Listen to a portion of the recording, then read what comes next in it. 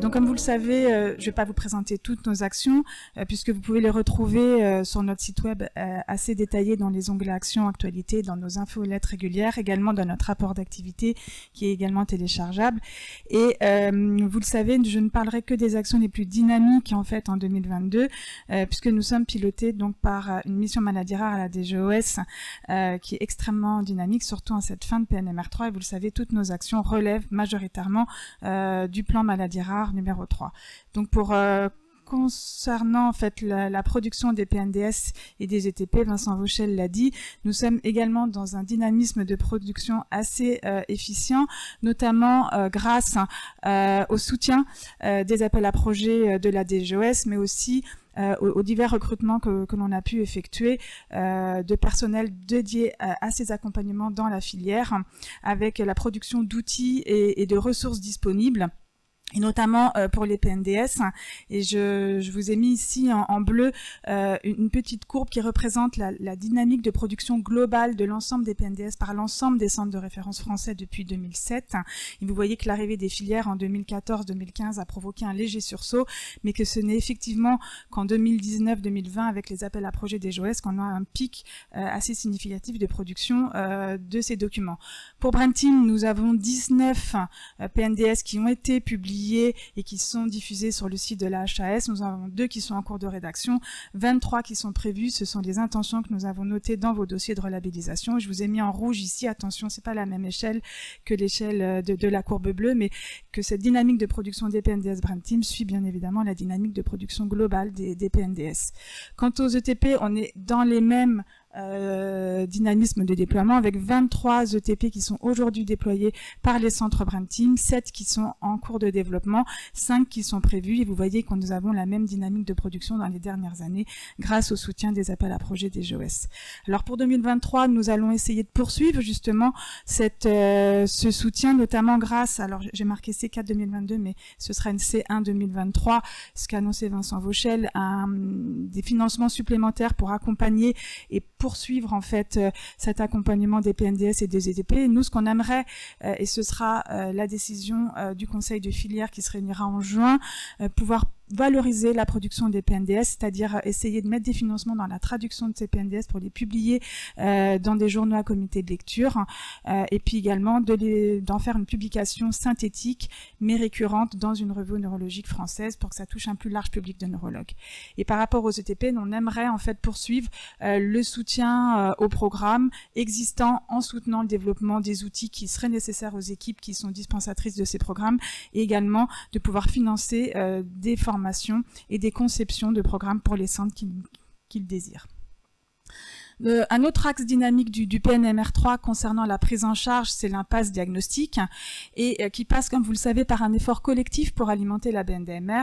Et cet effort porte ses fruits, puisqu'aujourd'hui la BNDMR a annoncé 1,2 million de dossiers patients dans sa banque, qui rassemble presque 6000 maladies rares. Une file active 2022 saisie de plus de 300 000 dossiers pour l'ensemble des centres de référence et 138 000 dossiers saisis par les centres de compétences, ce qui est une augmentation considérable de plus de 54% d'efforts de la part des centres de compétences pour alimenter cette BNDMR, et pour 87% des patients, une autorisation en fait à la réutilisation de leurs données. Alors, la BNDMR nous a donné pour la première fois en janvier des données qui sont spécifiques à chacune des filières. Donc je vais vous les présenter ici brièvement. Nous avons aujourd'hui dans cette banque nationale de données maladies rares presque 37 000 dossiers patients Brentim, entre guillemets. Les centres Brentim utilisent presque 1400 codes ORFA pour coder les maladies et les sous-types.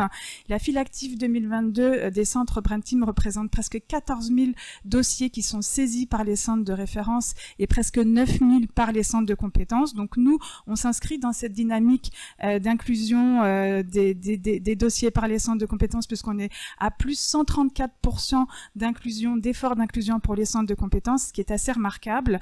Et pour 2022, cela représente pas moins de 115 000 activités qui sont comptabilisées, qui se répartissent dans le premier camembert essentiellement pour les 3/4 de la consultation et puis 20% d'hospitalisation. Et puis si on regarde un petit peu plus en détail dans les types d'activités qui sont comptabilisées, on est plutôt sur du suivi, du diagnostic, de la prise en charge. Et puis après, vous voyez la déclinaison des autres types d'activités d'importance un peu plus mineure. Nous avons, nous, en fait, 71% en fait des patients chez qui la case ne s'oppose pas à la réutilisation en recherche est cochée, ce qui fait qu'il y a un vrai effort encore pour essayer d'arriver à la moyenne qui est annoncée par la BNDMR de 87%. N'hésitez pas en fait à diffuser la petite note d'information individuelle qui doit être remise à chaque patient en consultation, qui n'est pas un consentement puisque aucune signature n'est attendue. Il s'agit juste de permettre aux patients de comprendre l'usage possible de ces données et de s'y opposer s'ils le souhaitent. Donc cette fiche a été simplifiée. Elle est mise sur la page web de la journée Brain Team. Si vous ne savez pas où la trouver, vous pouvez y avoir accès directement. On continue sur le bilan propre à Brain Team qui est très positif puisqu'aujourd'hui vous voyez que 100% des centres Coordo et Constit entrent leurs données dans la BNDMR et pareil on est passé à 87% versus 51% l'an dernier des centres de compétences qui ont entré leurs données. Ce qui fait qu'aujourd'hui on a une file active 2022 pour Brain Team qui a presque 23 000 patients, on a augmenté de 26% par rapport à l'an dernier et en fait vous voyez que cette contribution bien sûr elle est le fait des centres de compétences qui sont vraiment mobilisés puisqu'aujourd'hui, ils atteignent en fait un taux de 40% de contribution à la file active Brain Team, au même niveau que les centres constitutifs, avec aussi des pourcentages de non-opposition de leurs patients qui sont tout à fait honorables dans la moyenne de ce que font les coordos et les constitutifs. On est donc sur une progression vraiment d'une représentativité de la file active dans la BNDMR qui est vraiment croissante depuis 2020, puisqu'on partait d'assez bas, on n'avait que 5 000 patients, un petit peu plus de 5 000 patients qui étaient entrés dans la BNDMR. Aujourd'hui, on est à presque 71% de notre objectif. On avait évalué ça par rapport à vos déclarations des dossiers de relabellisation de 2017. Donc on progresse et encore merci à tous pour votre mobilisation et merci aussi au travail de nos ARC et de nos TEC qui ont aussi participé à cet effort collectif. Aujourd'hui, on peut donc, grâce à ces recueils de données, dresser une cartographie du patient Brain Team. Puisqu'aujourd'hui la file active Brain Team, on le sait, elle est composée à 54% de femmes, 86% de la file active de Brain Team correspond à des patients qui sont malades, 4% des porteurs sains, et cette population est majoritairement adulte, ce qui n'est pas étonnant puisque la plupart des maladies prises en charge par les centres s'expriment à l'âge adulte, ou alors seulement pour 3 des centres de référence sont plutôt des maladies à expression pédiatrique. Ce qui fait qu'en fait on a aujourd'hui, si on regarde certains des indicateurs de la BNDMR, une hétérogénéité dans ce qu'ils peuvent nous annoncer, puisqu'ils annoncent un âge moyen en premier signe pour notre filière à 26 ans, ce qui bien sûr n'est absolument pas représentatif, parce que si je vous ai remis ici pour 4 centres de référence, par exemple, la distribution de l'âge au premier signe qui est annoncé, on est bien sûr sur des centres de référence comme les démences rares à peu près, alors je suis désolée, je vois rien avec mes lunettes, mais 40% de patients qui ont plus de 60 ans, pour les locaux plutôt entre 0 et 1 an, et après des distributions plus hétérogènes, mais malgré tout plutôt jeunes pour les narcolepsies, et puis aussi avec plutôt des incidences ponctuelles pour les SNP. Donc, vous voyez que nous, on peut pas trop raisonner dans notre filière en termes d'âge moyen, ce serait un peu biaisé les chiffres. Malgré tout, la BNDMR annonce aussi un âge moyen au diagnostic dans notre filière à presque 33 ans, ce qui correspond en fait à un délai d'errance, c'est-à-dire ce temps entre l'apparition des premiers signes et la confirmation du diagnostic de plus de 5 ans pour un adulte et de moins d'1 an pour un enfant, ce qui est complètement dans la moyenne, ce qui est annoncé par les chiffres du plan. Ces chiffres pourraient mériter d'être améliorés, puisqu'effectivement, vous le voyez ici, il y a quand même 30 à 50% des centres qui ne prennent pas le temps de rentrer ces données, et donc elles mériteraient d'être consolidées avec une meilleure mobilisation en termes de remplissage. Ce qu'on peut extraire aussi comme type d'information de ce rapport BNDMR, c'est le nombre de patients par maladie rare. Alors cette fois-ci, qui a été déclaré par l'ensemble des centres de référence des 23 filières. Donc, et après, Bénédicte, elle a fait un travail de réassociation des corps d'ORFA que je vais vous présenter ici par centre de référence. C'est plus simple pour nous pour s'y retrouver, mais on peut vous donner comme ça les effectifs par maladie rare pour les maladies qui sont répertoriées dans vos centres de référence. Et donc, on peut comme ça vous donner un petit peu le nombre de malades qui sont comptabilisés en France pour vos maladies. Et je vous ai représenté ici, en fait, les effectifs par maladie Brain Team pour les 20 maladies pour lesquelles on a les effectifs les plus importants dans notre filière. Donc, si ça vous intéresse, revenez vers nous et on peut vous orienter vers ce type d'informations qui peuvent être éventuellement d'intérêt pour vous. Un autre type d'information que l'on peut vous fournir et que l'on peut faire, c'est de vous donner la répartition géographique des patients par maladie, c'est-à-dire par région de résidence des patients. Ça, c'était des données 2021. Et là, on l'a fait pour l'ensemble en fait des centres Brain Team cette fois-ci. Et comme vous pouvez le voir en bas, en fait, nous avons 3 grandes régions qui sont pourvoyeuses de patients chez Brain Team. C'est l'Île-de-France, l'Auvergne-Rhône-Alpes et l'Occitanie, avec du coup une répartition beaucoup moindre en fait dans les îles. On peut également décliner cette répartition géographique par type de maladie. Donc j'avais fait un exemple avec la maladie de Huntington et on peut vous donner comme ça, pour les maladies qui vous intéressent, la répartition géographique de résidence des patients, ce qui pourrait vous aider éventuellement aussi à ajuster la régionalité de vos réseaux si vous le souhaitez. Donc n'hésitez pas à venir vers nous ou vers la BNDMR si vous souhaitez ce genre d'informations. Alors en fait, cet effort de complétion de la BNDMR, bien sûr, elle est à des fins épidémiologiques, mais elle est aussi pour une action phare du plan, comme vous le savez, pour laquelle la DGOS a demandé aux filières de s'engager aux côtés de la BNDMR dès septembre 2020, ce qui a conduit en fait chez nous à recruter 5 personnes, 5 ARC et 5 TEC qui sont répartis dans divers endroits, c'est-à-dire là où il y a de la place en gros dans les hôpitaux des centres, des ARC qui sont déployés par contre pour l'ensemble des centres de la filière et qui ont aidé les centres en fait à faire de la saisie pour tous les centres qui étaient demandeurs et que nous on avait identifié comme prioritaires pour la saisie de leur activité, notamment pendant la période de relabellisation.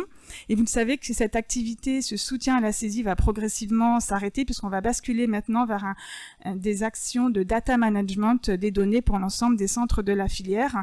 Et donc ça c'est un travail qui a été commencé l'an dernier, qui a été conduit par Bénédicte et par Johan Floridor, un des ARC de la filière, et qui se sont en fait mutualisés pour essayer de développer un outil de contrôle de qualité des données par rapport à toutes les données que vous pouvez rentrer. Donc c'est quelque chose qui est fait en fait, on va dire artisanalement.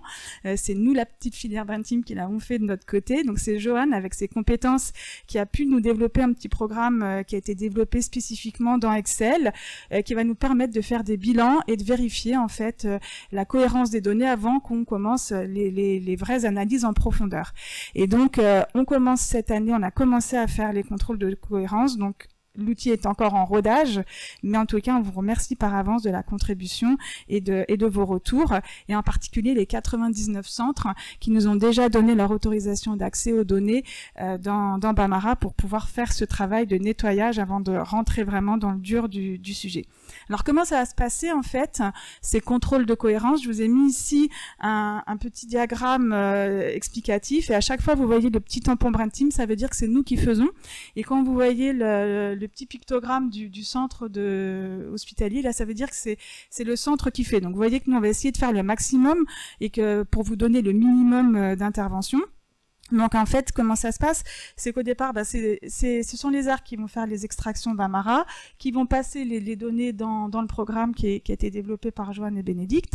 Ça va générer dans un premier temps des bilans qui vont vous être envoyés, qui peuvent être d'intérêt pour vous, pour voir le listing de vos patients qui sont en errance ou en impasse diagnostique, les perdus de vue, ceux qui ont des oppositions à l'utilisation de leurs données dans la BNDMR, des stats globales sur les statuts du diagnostic. Et puis, bien sûr, ça va générer les fameuses requêtes, c'est-à-dire les fameuses petites erreurs, entre guillemets, qui ont été décelées et qui, entre guillemets, peuvent être des petites modifications qui sont évidentes et qui peuvent être prises en charge par l'ARC pour être déjà nettoyées. Et puis après, l'ARC pourra envoyer au centre une liste de requêtes restreintes, du coup, bien sûr, anonymisées, pour que ce soit à ce moment-là le centre qui puisse effectuer vraiment la correction des données. Et à la fin, avec l'aide de l'ARC, on va avoir un set de données qui sera propre et qui nous permettra de pouvoir analyser les données, notamment de pouvoir aller analyser les dossiers en impasse diagnostique. Alors, comme vous pouvez le comprendre, si vous arrivez à nous donner votre autorisation d'accéder à vos données et à faire les petites corrections mineures, eh ben, vous avez au final uniquement le minimum à faire, c'est-à-dire la grosse correction des données ici. Si vous ne nous donnez pas l'autorisation de correction des requêtes mineures, et ben c'est vous qui les faites et vous avez un peu plus de travail. Et puis si vous ne nous donnez aucune autorisation, ça veut dire qu'on va travailler sur des données qui ne seront pas propres. Donc je vous ai remis ici la liste des contrôles principaux de cohérence qui ont été choisis. Il y en a 12 au final. Alors désolé, parce que j'ai quelque chose qui arrive sur mon écran. Pardon, j'ai quelque chose sur mon écran, je ne sais pas comment le retirer, je ne vois pas mes diapos, c'est pas grave. Et donc voilà, ce sont par exemple des cohérences concernant un statut confirmé probable de diagnostic, avec évidemment la présence d'un diagnostic réel qui est entré par le médecin. Donc ces contrôles de cohérence, on est content parce que c'est parti, on en a lancé un petit peu plus de 20 depuis le 6 mars. Je suis désolée, j'ai ce truc ça qui arrive et je n'arrive pas à avoir de souris pour pouvoir l'enlever. Je n'ai pas accès à ma souris. Je ne sais pas où est la souris. C'est pas grave. Ah, super. Merci. Donc on a lancé 22 contrôles depuis le 6 mars. Donc les premiers centres ont reçu leur premier fichier Excel. Donc ne paniquez pas si vous n'avez rien reçu, ça va bientôt être votre tour. Je sais que tout le monde trépigne d'impatience de recevoir son petit fichier Excel. Et en tous les cas, on vous remercie vraiment d'avance pour votre contribution parce que ça nous aidera à faire un travail propre et à pouvoir vraiment analyser des vrais dossiers en impasse et de ne pas aller fouiller dans des dossiers en impasse alors qu'ils ne sont pas du tout en impasse. Donc ça, c'était le travail préparatoire qu'on va faire. Maintenant, en attendant de pouvoir identifier vraiment les dossiers en impasse, le rapport de la BNDMR, encore une fois, nous donne déjà quelques infos d'intérêt, notamment concernant la répartition de l'assertion diagnostique en 2022 sur les données qui ont été rentrées par les centres Brain Team, qui se répartit, comme vous pouvez le voir ici. Vous avez en bas les statuts de diagnostic avec les pourcentages selon la population enfant ou adulte de la filière. Et en fait, concernant l'impasse diagnostique, qui est représentée du coup par les indéterminés, on a en gros annoncé par la filière 6% des dossiers qui sont considérés en statut diagnostic indéterminé, ce qui représente chez nous presque 2200 patients. Et c'est pas parce que ces patients sont en impasse qu'il se passe rien. Ils ont quand même en fait eu 780 investigations génétiques. Et si on regarde aujourd'hui quel est le profil du patient en impasse dans Brain Team, c'est un patient qui est plutôt adulte et qui a eu quand même en total 5000 activités qui lui ont été associées. Et je vous ai remis ici, mais ça je vous l'avais déjà dit l'an dernier, la description clinique qui sont les plus renseignés pour les patients en impasse diagnostique, et on a plutôt des patients qui sont du ressort de la neurogénétique, du centre de référence des narcolepsies et des leucodystrophies, qui sont pourvoyeurs en fait aujourd'hui d'impasse diagnostique. Concernant l'errance, en fait, qui va représenter en fait les statuts probables et en cours, on est à 15% des dossiers en fait qui sont en errance dans la filière, ce qui représente un petit peu moins de 6000 patients. Et pareil, en fait, ce sont des patients qui ont un délai d'errance aujourd'hui, comme je le disais avant, qui a plus de 5 ans, avec pas moins de 15 000 activités qui sont associées quand même à ces patients. Donc même s'ils sont en errance, on s'occupe quand même d'eux. Donc vous l'aurez compris, ce sont en fait aujourd'hui ces indicateurs-là qui vont nous permettre de pouvoir aller identifier où va être mis la priorité sur l'intervention dans la recherche et l'identification des patients en impasse. Et donc, je vous remercie tous, bien sûr, de votre contribution à cet effort collectif national. Alors en fait, une autre forme d'errance qui doit être prise en compte, c'est celle qui est avant d'arriver au centre en fait et qui concerne également le parcours d'errance du patient avec la médecine de premier recours. Et donc nous, vous le savez, en interfilière, on a un partenariat avec le Collège de la médecine générale qui nous permet d'avoir une communication ciblée auprès des médecins généralistes, auprès d'un annuaire de 40 000 médecins généralistes, où on va les sensibiliser parce qu'on a un vrai travail de fond avec eux. On arrive à produire des documents avec un collège de médecins généraliste, et ils nous ont offert en fait une page dédiée sur leur site internet du Collège de la médecine générale. On a une page dans les productions du collège, une page qui est vraiment dédiée aux maladies rares avec toutes les productions qui ont été faites ensemble. On bénéficie grâce à ce partenariat d'une session au congrès annuel de la médecine générale France qui a lieu tous les ans à la Porte Maillot, une session qui est assez populaire en fait, qui fonctionne assez bien. On a un stand aussi au Collège national des généralistes enseignants, et bientôt on va avoir une page maladies rares qui sera dédiée dans le portail de recommandation de la médecine générale sur EBM France. Pour 2023 en fait, on va avoir un nouveau partenariat, puis avec le collège mais avec Egora également, qui va venir étoffer en fait ces actions avec plutôt sur des actions de formation. Donc là, je vous ai mis les dernières ressources qu'on a fait avec le Collège de la médecine générale, et je vous ai mis une photo qu'on a prise jeudi dernier à la session maladies rares du congrès annuel. Et malgré aussi une journée de grève, on avait une salle qui était quasiment pleine, avec un auditoire qui est resté pendant plus d'1 heure et demie. C'était le professeur Bertrand Godot de la filière Marie, et puis le professeur Sophie Georgin-Lavial de FAI2R, qui étaient venus en fait présenter les maladies rares, et puis tous les PNDS, tous les outils que l'on fait auprès des populations de médecins généralistes. L'année dernière, c'était Dr Isabelle Melki qui a fait cette présentation, qui vous parlera tout à l'heure des clés du diagnostic. Un autre axe dynamique du PNMR3 concerne cette fois-ci le diagnostic, avec l'articulation du PNMR3 avec le PFMG. Vous le savez, puisque Vincent Vauchel en a parlé tout à l'heure. Et bien, nous, dans la filière, vous savez qu'on vous accompagne également avec le PFMG. On a une page web de notre site internet qui est dédiée avec la présentation de toutes nos préindications et le lien qui renvoie vers pour chaque préindication vers l'arbre et l'algorithme de présentation de chaque préindication. On vous a édité, et là ils sont en libre service aujourd'hui, 2 livrets concernant la présentation de toutes les RCP de la filière et de toutes les préindications BrainTeam d'accès au séquençage génomique. Donc n'hésitez pas à aller chercher ces livrets qui sont à l'accueil de la journée, et qui viennent en fait en complément d'un livret qu'on avait lancé en interfilière l'an dernier concernant le séquençage du génome, qui est un livret qui est à destination de vos patients, qui leur explique en fait un petit peu qu'est-ce que c'est que le séquençage, pourquoi on me propose un séquençage de mon génome, et comment ça marche. Donc n'hésitez pas à revenir vers nous si vous avez besoin que l'on vous envoie ces livrets. Et en fait, cette action 2022 et cette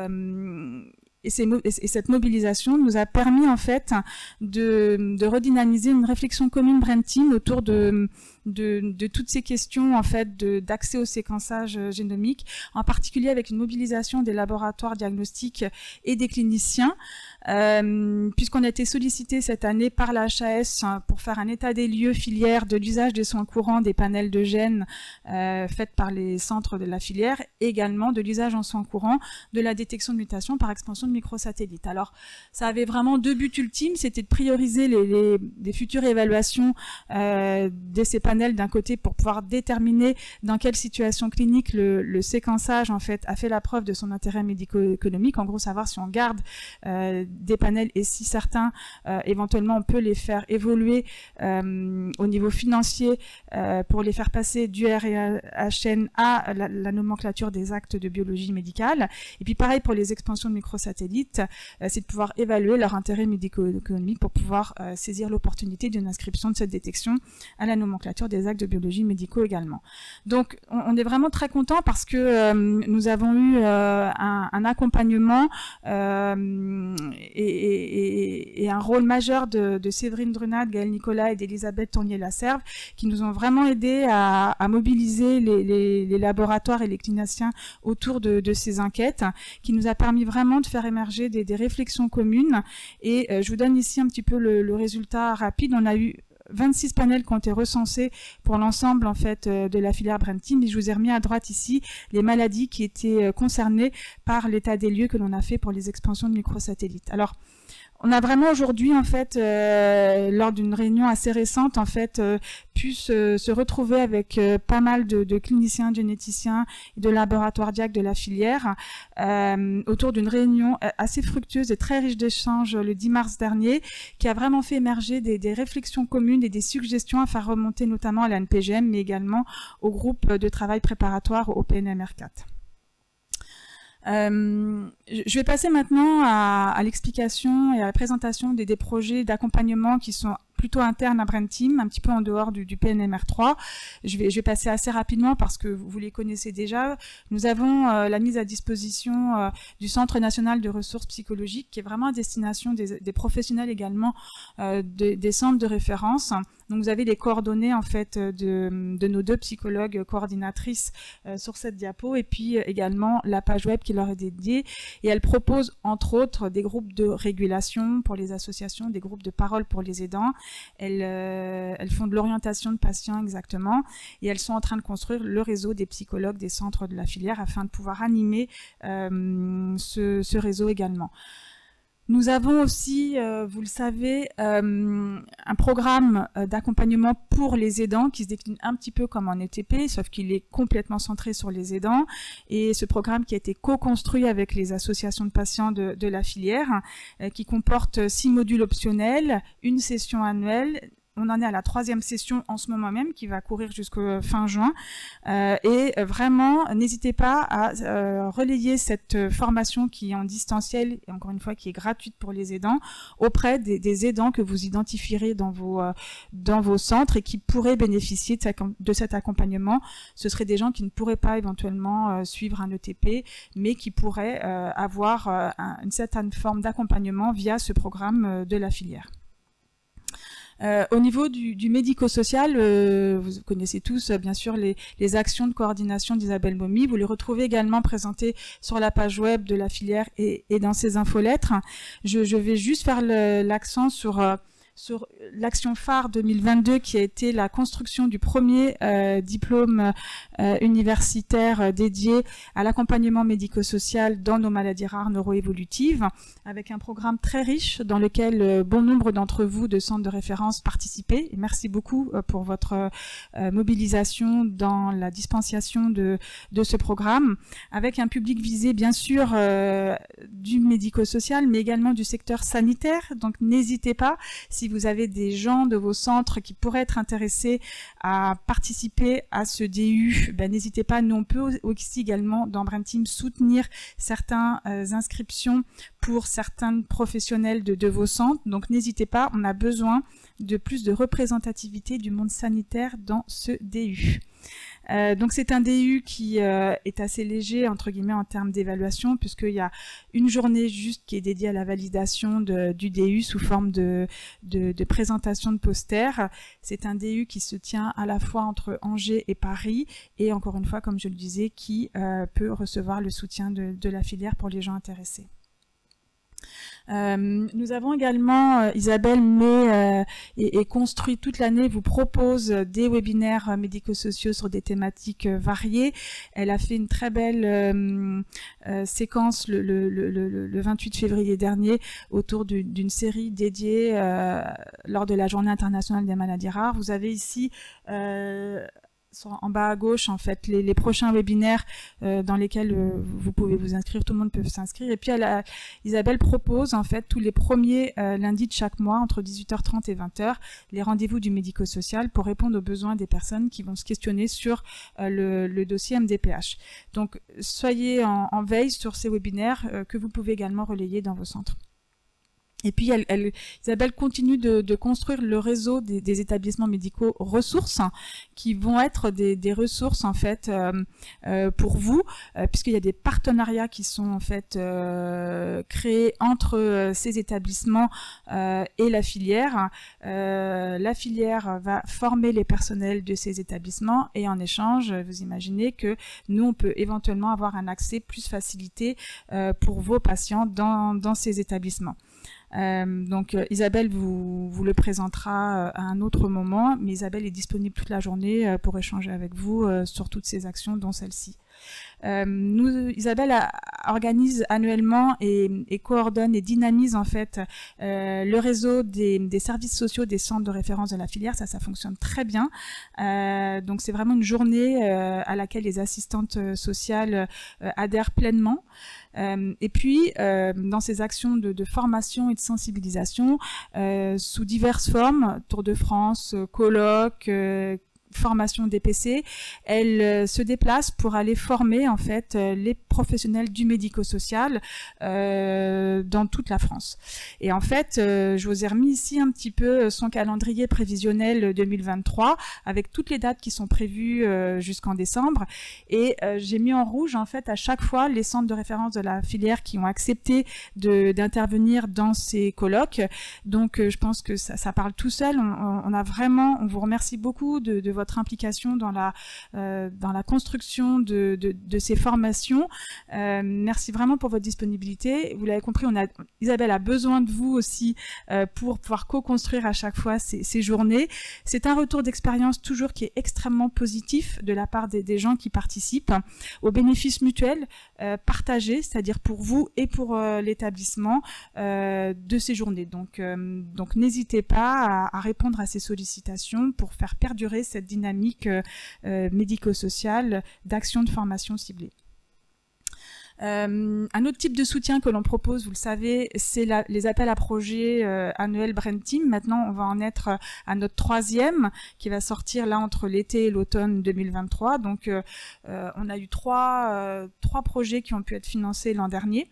Donc, n'hésitez pas à vous mobiliser sur des sujets transversaux, éventuellement aussi avec des associations de patients. Donc, on peut pas financer, vous le comprendrez bien, des sujets qui vont porter sur un spectre de maladies restreint, mais dans la mesure du possible, essayer de nous proposer des projets qui soient transversaux à l'ensemble des centres Brain Team.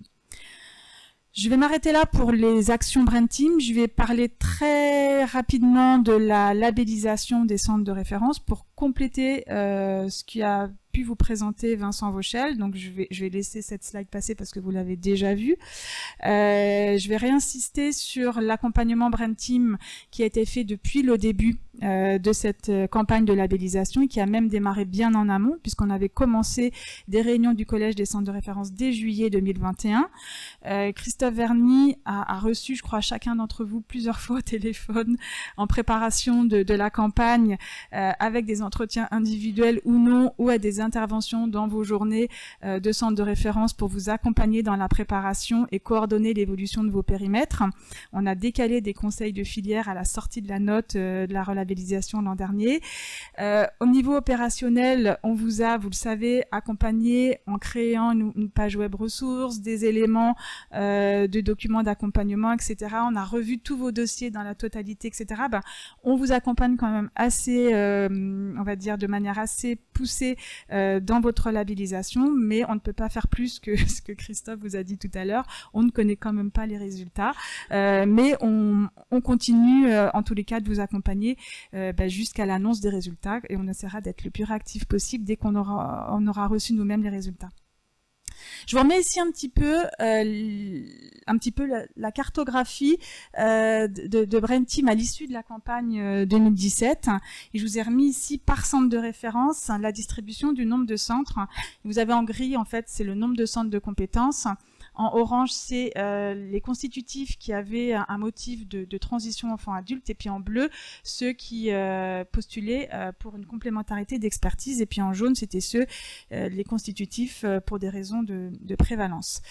Et ce qui était assez particulier pour notre filière, c'était qu'on avait quand même 4 réseaux qui ne présentaient aucun centre constitutif, 3 réseaux qui en présentaient 1 ou 2, et puis on n'avait que 10% de nos constitutifs, en fait, qui avaient un vrai motif d'organisation territoriale. Ce qui était, je pense, assez singulier dans le paysage des 23 filières, et ce qui nous a permis de pouvoir un petit peu reproposer une nouvelle cartographie de candidatures pour cette campagne 2022. Je vous en dresse ici le bilan rapide. Nous avons proposé les 10 mêmes centres coordonnateurs avec une nouvelle candidature de réseau candidat autour des HIPO, des hypertensions intracrâniennes chroniques à la Riboisière. Et puis nous avons au final augmenté notre quota de centres puisqu'on passerait de 172 à 213 centres maladies rares, donc une augmentation significative de 23%, qui est essentiellement en fait portée par le nombre de centres constitutifs, de candidatures de centres de constitutifs qui passerait de 20 anciennes moutures à 39, donc on est même plus que les 86% de la diapo de Vincent Beauchesne, on a 95% d'augmentation chez nous de centres constitutifs, donc vous voyez qu'on a une réelle inflation du nombre de candidatures de centres constitutifs, qu'on est du coup dans une sorte de compétitivité au niveau de l'évaluation de ces candidatures et que bien sûr toutes les candidatures ne seront pas labellisées, je ne vous cache rien. Donc même si Christophe a donné de son corps, je pense, pour défendre tout le monde, malheureusement, il ne faudra pas lui en vouloir, ce ne sera pas de son fait si tout le monde n'est pas contenté. Je vous ai remis ici un histogramme qui vous représente la répartition des demandes de constitutifs par centre. Alors en bleu, c'était le nombre de centres actuels, et puis en orange, ce sont les demandes supplémentaires. Et vous pouvez voir ici que cette répartition est assez homogène. Nous avons 16 centres de compétences qui ont présenté des dossiers de centres constitutifs et le bilan global fait que nous allons accueillir éventuellement 44 nouvelles équipes dans la filière Brain Team. Alors, c'était complètement nécessaire de revoir ce paysage quand on regarde en fait la couverture territoriale des centres. Je vous ai remis ici en fait l'histogramme présenté avant et tout de suite là, la distribution 2022 juste à côté pour vous montrer les ajustements qui ont été faits en termes notamment de propositions de centres constitutifs selon leur motif. Et ce qui saute aux yeux, c'est qu'aujourd'hui, on a 100% des réseaux qui présentent des constitutifs, sauf bien sûr le dernier qui n'a proposé que des centres de compétences. Et que ces candidatures sont limitées, en fait, quand même, pour les réseaux qui sont primo-demandeurs en centre constitutif. Ils ont été assez quand même, on va dire, ils n'ont pas été gourmands, ils ont demandé 1, 2, 3 centres constitutifs, donc on espère qu'ils seront soutenus. Et on a eu 3 fois plus de constitutifs à motif d'organisation territoriale, puisque vous voyez qu'on a beaucoup plus de jaunes en 2022 qu'en 2017. Et c'était vraiment nécessaire, cette réorganisation territoriale, quand on regarde en fait au plus près la couverture territoriale des centres Brain Team aujourd'hui. Je vous ai mis ici, donc du coup, on a 6 régions qui n'ont que, entre guillemets, des centres de compétences. Je vous ai mis à côté les chiffres associés. Nous avons 4 régions qui ont des centres constitutifs en appui au centre de compétences. Et nous avons 3 régions, ce sont les fameuses Auvergne-Rhône-Alpes, Occitanie et Île-de-France, qui sont les plus importantes en termes de nombre de centres et qui accueillent les centres de référence de la filière. Donc on a une distribution assez hétérogène, vous le voyez, avec quand même malgré tout des régions qui restent peu pourvues.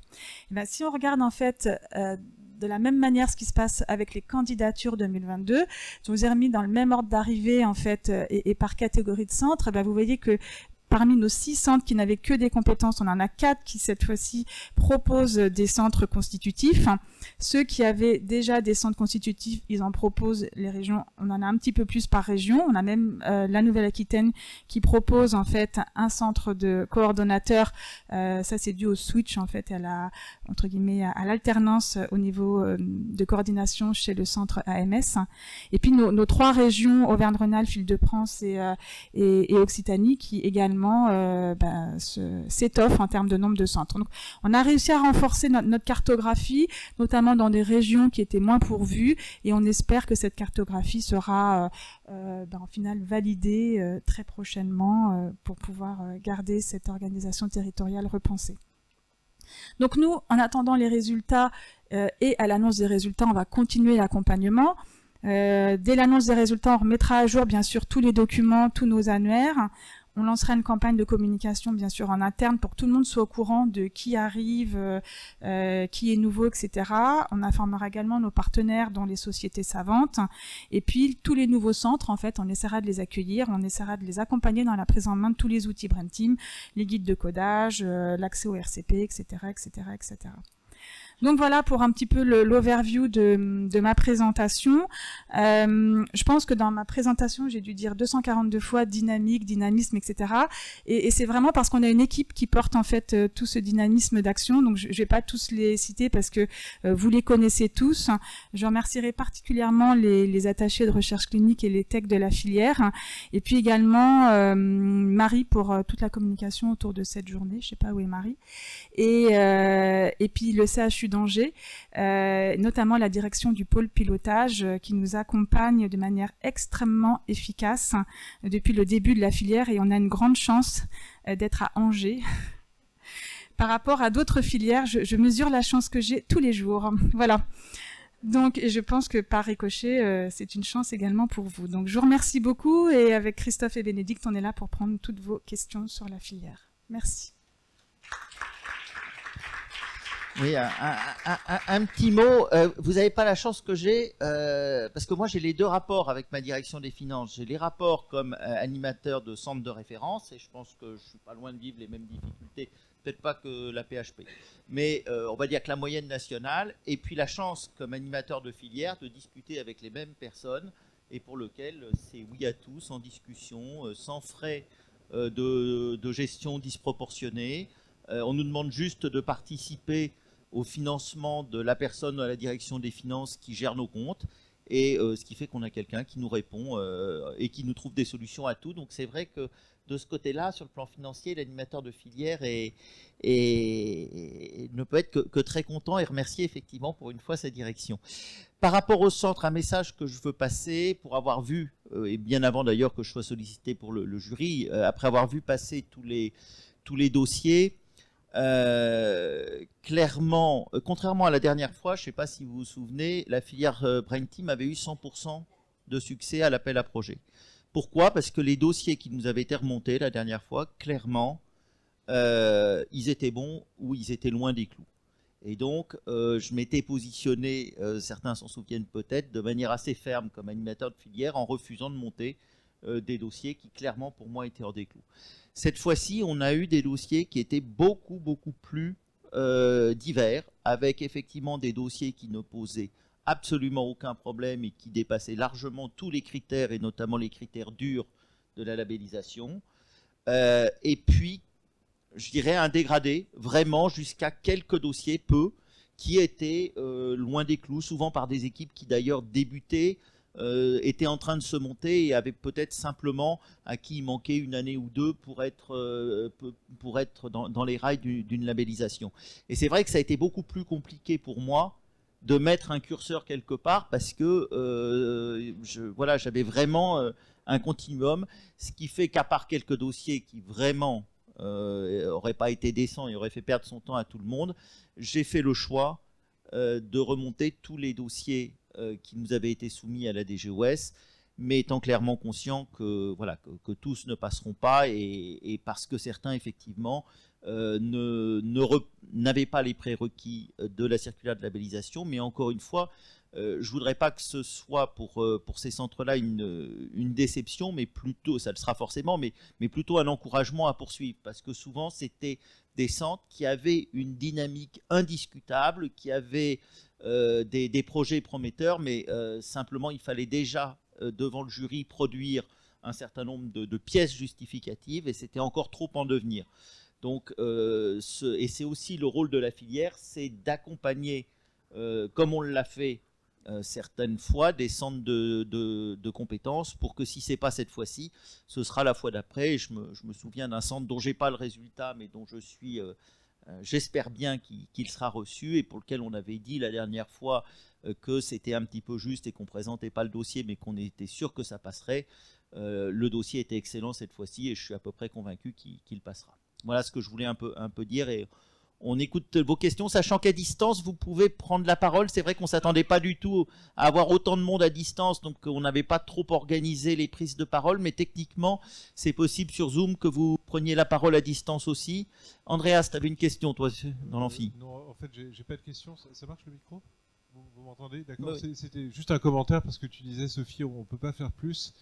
Justement, vous ne pouvez pas faire plus. Vraiment, je voulais vous remercier de tout cœur pour ce que vous avez fait parce que vraiment l'été dernier. En plus, moi, j'avais quelques soucis et j'étais vraiment sous l'eau. Et je dois dire, sans votre aide, voilà, on n'aurait pas pu, enfin, j'aurais pas pu monter mon dossier. Donc, c'est vraiment, vraiment, c'est extraordinaire ce que vous avez fait. Donc, merci beaucoup. Voilà. Merci, Andreas.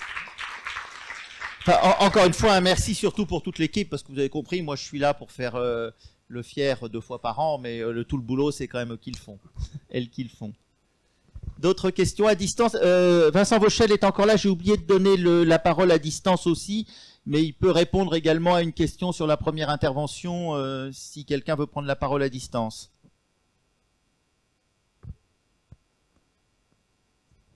Je ne voudrais pas monopoliser, mais j'ai 2 questions. Une question sur comment est organisée la BNDMR quand vous avez plusieurs diagnostics, puisque un certain nombre de patients, en particulier nous chez l'enfant, sont étiquetés par des centres déficience intellectuelle ou ataxie cérébelleuse congénitale ou épilepsie, mais en fait ils ont une maladie principale qui va être une maladie génétique, leukodystrophie, sauf qu'il faut faire au moins l'IRM pour pouvoir faire le diagnostic. Et donc on a un certain nombre de patients où on a plusieurs diagnostics. Donc comment vous gérez ça dans la BNDMR?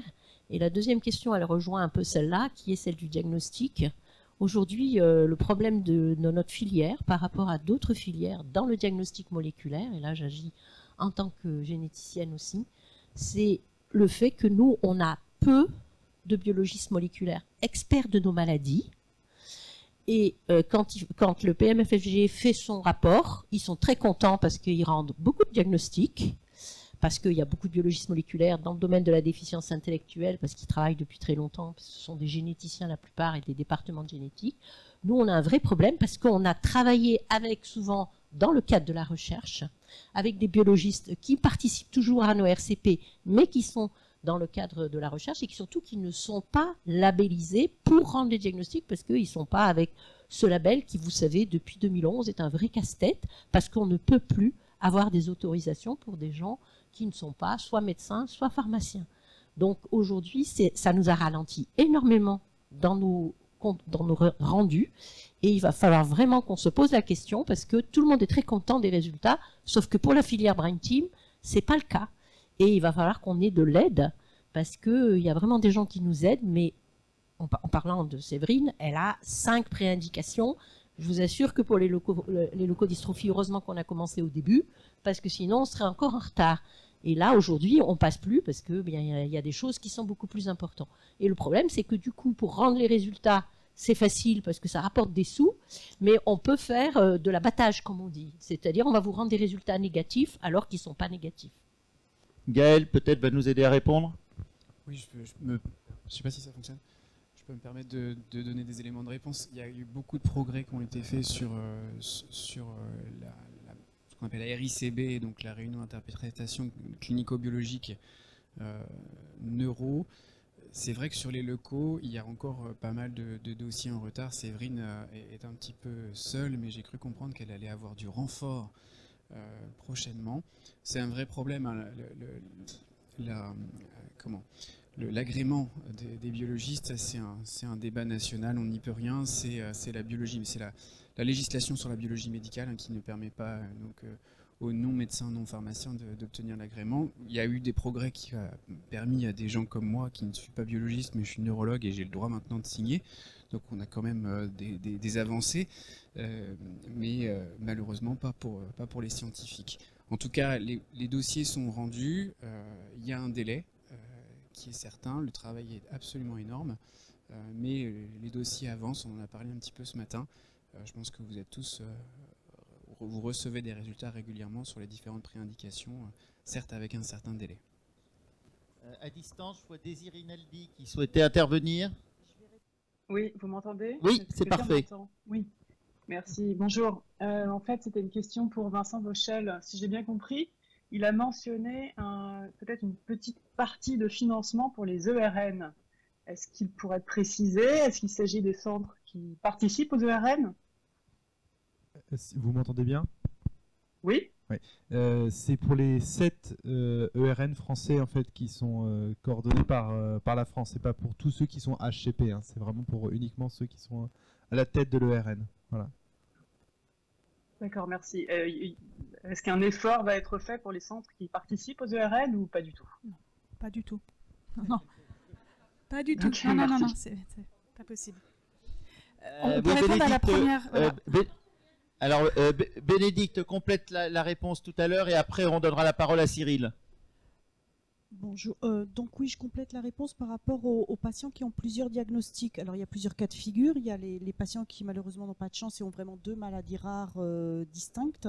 Et donc ceux-là, il faut laisser les 2 diagnostics. Et il y a ceux qui sont enregistrés, c'est vrai au départ, souvent sur non pas une maladie, mais les différents signes cliniques de leur maladie. Il se trouve que les fiches, alors maintenant vous êtes tous familiers de Bamara, les fiches ne sont pas attribuées à un centre de prise en charge, mais à un patient, ce qui fait que chaque médecin qui prend en charge un patient va enregistrer le signe clinique qui correspond à son centre de référence souvent.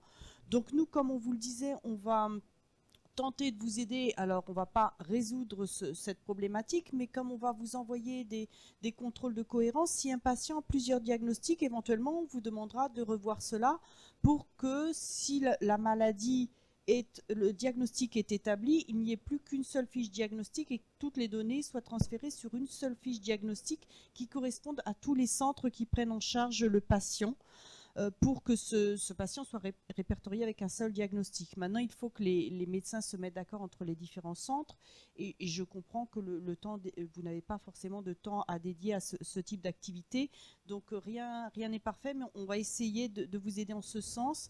Mais tant que le diagnostic ne pourra pas être attribué à un centre, le centre qui prend en charge le patient ne pourra pas dire « je le prends en charge pour tel diagnostic », ça sera compliqué de faire la part des choses sur quel est le diagnostic du patient, malheureusement. Okay. Cyril, ta voix nous manquait.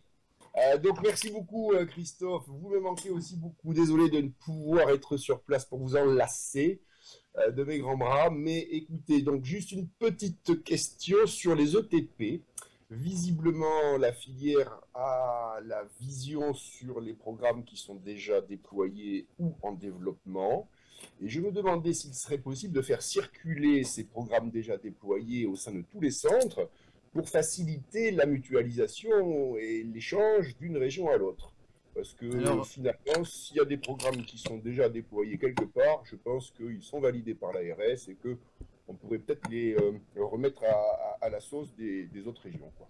Il me semble que c'est déjà en partie fait. Moi, je sais qu'il y a le programme sur le Huntington qui largement été partagé et circule. Il y a celui sur les ataxies également que l'on a fait et qui a été partagé par plusieurs.